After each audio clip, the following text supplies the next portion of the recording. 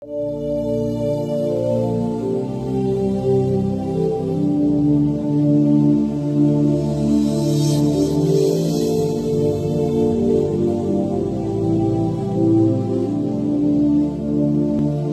des armées, Seigneur notre Dieu qui règne sur l'univers, les cieux racontent ta gloire et l'étendue manifeste l'œuvre de tes mains. Toi l'omniscient, l'omnipotent, l'omniprésent, le Dieu de l'alliance, le grand Dieu d'Abraham, d'Isaac et de Jacob, le rocher de notre bonheur éternel. Papa, nous te rendons la gloire qui t'est due, car c'est à toi qu'appartiennent la puissance, le pouvoir véritable et le règne pour les siècles et des siècles. Une heure dans tes paris vaut mieux que 1000 heures ailleurs. Lorsque tu réunis tes enfants, c'est pour les édifier, c'est pour leur faire du bien. C'est pourquoi le psaume 133 dira qu'il est bon pour les frères d'être ensemble. C'est là que l'Éternel envoie la bénédiction en abondance. Cet Esprit de Dieu vient nous enseigner, vient nous accorder la révélation de la parole. Car ta parole nous fait du bien, elle nous conduit vers les sentiers meilleurs, elle nous projette dans les profondeurs des grâces de l'Éternel. Enseigne-nous la révélation de ta parole. Nous te confions ton serviteur, ton instrument du jour, mais aussi quelqu'un qui va se disposer depuis sa nation, son pays, et qui va écouter ta parole. Visite cette personne, ouvre les portes de la bénédiction devant cette personne, et propulse-la dans de grandes bénédictions, car tu es le Dieu qui bénit. Enseigne-nous ta parole, nous t'avons prié au nom de Jésus-Christ. Merci pour ce temps d'enseignement, nous t'écoutons. Amen, amen, amen, amen, amen. Chers enfants de Dieu du monde entier, chrétiens de l'ASC international, partout où vous vous trouvez, nous vous saluons. Que les grandes grâces de l'Éternel vous parviennent au nom de Jésus.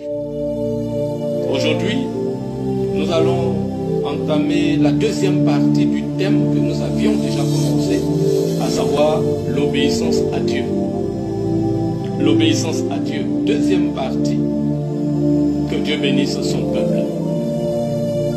Dans la première partie, nous disions que le Seigneur Jésus-Christ était en train d'enseigner la foule. Lorsque quelqu'un a surgi, se présentait à lui pour lui dire: Maître, ta maman, tes frères et tes soeurs sont dehors. Ils te cherchent, ils cherchent à te parler. Alors le Seigneur Jésus va reprendre la parole. Il va prendre la parole pour lui dire: qui est ma mère, qui sont mes frères et mes soeurs? Et montrant de la main tous ceux qui étaient assis en train d'écouter la parole de Dieu, le Seigneur Jésus les présentera comme sa mère, ses frères et ses soeurs. Et il dira: qui est ma mère, mes frères et mes soeurs? Ce sont ceux-là qui écoutent la parole de Dieu et qui la mettent en pratique. Amen. En d'autres termes, ceux qui écoutent la parole de Dieu et la mettent en pratique et obéissent à Dieu, à la volonté de Dieu, à ce que Dieu dit, cela constitue ma famille spirituelle, cela constitue ma vraie famille. Bien-aimé, le Seigneur, en disant cela, est en train d'indiquer l'importance de l'obéissance, l'importance d'écouter ce que Dieu dit et d'obéir à ce que le Seigneur dit. Amen, amen. Beaucoup de personnes écoutent dans nos assemblées chrétiennes, mais ne mettent pas en pratique. Beaucoup de personnes disent Jésus, Jésus, Dieu, Dieu. Eh bien, ces personnes sont assez nombreuses à écouter, à entendre la parole. Mais quand il s'agit d'obéir et de la mettre en pratique, cela est tout autre chose. Quand il s'agit d'obéir au Seigneur, de faire ce que Dieu dit, ce que Dieu ordonne, c'est tout autre chose. Alors, bien-aimés, en cette deuxième partie de ce thème, l'obéissance à Dieu, nous voulons, par la grâce du Seigneur, voir cela en profondeur. Que Dieu bénisse quelqu'un qui se dispose à entendre, à écouter la parole, vivement que par l'action du Saint-Esprit, vous ne soyez pas de ceux qui se contentent seulement d'écouter, mais surtout de ceux qui écoutent et qui mettent la parole de Dieu en pratique. Car c'est là ce que Dieu désire, c'est là ce que le Seigneur nous recommande. Amen, amen. Avant d'avancer, cher ami, permets-moi de te poser la question de savoir dans quel groupe le Seigneur te voit-il? Dans quel groupe Dieu te place-t-il? Lorsqu'il te regarde depuis son siège là-haut, lorsqu'il te regarde depuis son trône, depuis les cieux, où est-ce que le Seigneur te trouve? Où est-ce que le Seigneur te remarque? Dans le lot, dans le groupe de ceux qui écoutent et qui n'accordent aucune considération, ou bien dans le lot, le groupe de ceux qui écoutent et qui mettent en pratique, qui obéissent au Seigneur. Amen, amen, amen. Bien-aimés, lorsque nous prenons la Bible dans 1 Samuel 15, verset 22 à 23, 1 Samuel 15, verset 22 à 23, eh bien, le prophète Samuel va apprendre cela au premier roi d'Israël, à savoir Saül, qui avait des problèmes à obéir à Dieu. Le prophète Samuel lui dira ceci: voici, l'obéissance vaut mieux que les sacrifices et la soumission vaut mieux que la graisse des béliers.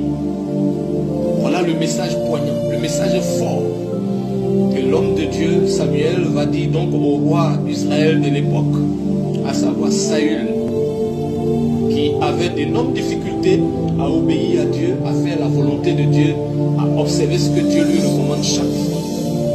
Alors il est dit, l'obéissance vaut mieux que les sacrifices et la soumission vaut mieux que la graisse des béliers. Amen. Deuxième passage, Ésaïe 30, verset 1. Il est écrit: malheur aux fils rebelles, oracle de l'Éternel. Et ils tiennent conseil sans moi et contractent des alliances sans mon esprit pour accumuler péché sur péché. On reprend. Ésaïe 30, verset 1. Malheur aux fils rebelles, oracle de l'Éternel. Et ils tiennent conseil sans moi et contractent des alliances sans mon esprit pour accumuler péché sur péché. Parole du Seigneur. Dans Romains 8, verset 1 à 2, la Bible déclare: il n'y a donc maintenant aucune condamnation pour ceux qui sont en Jésus-Christ, qui marchent non selon la chair, mais selon l'esprit, ceux qui obéissent. Amen. Dans Hébreux 5, verset 5 à 10, la Bible nous dira: il a appris, bien qu'il fît le Fils, l'obéissance, parce qu'il a souffert. Dans Malachie 1, verset 6, notre Dieu est en train de s'interroger par rapport à son peuple. Et l'Éternel des armées dit ceci en Malachie 1, 6. Un fils honore son père et un serviteur son maître. Si je suis père, où est l'honneur qui m'est dû? Si je suis maître, où est le respect qu'on a de moi? Où est le respect qu'on me doit? Parole de l'Éternel. Dans Luc 6, verset 46, nous entendons le Seigneur Jésus-Christ s'interroger. Il demande: pourquoi m'appelez-vous Seigneur, Seigneur, et ne faites-vous pas ce que j'ai dit? Pourquoi m'appelez-vous Seigneur, Seigneur, et ne faites-vous pas ce que j'ai dit? Alléluia. Bien-aimé, chaque jour, Dieu attend l'obéissance de la part de ses enfants. Et cela est une grande attente qu'il manifeste. Il attend chaque jour au quotidien l'obéissance de la part de ses enfants que nous sommes. Et cela est une très grande attente. Bien aimé, cela me préoccupe beaucoup. Chaque jour, du matin au soir, le Seigneur attend que ses enfants lui obéissent. Voilà le fardeau qu'il a à partager avec vous. Amen. Nous dirons que, premièrement, si Dieu est notre Père, alors nous qui sommes ses enfants et son peuple, quel serait notre devoir, notre responsabilité? Eh bien, s'il est notre Père, vous et moi, nous lui devons obéissance. Trouvez-vous normal qu'on n'obéisse pas à un Père? Dans Malachie 1, verset 6, nous comprenons pourquoi il pose la question: si je suis Père, où est l'honneur qui m'est dû? Ce qui me fait mal,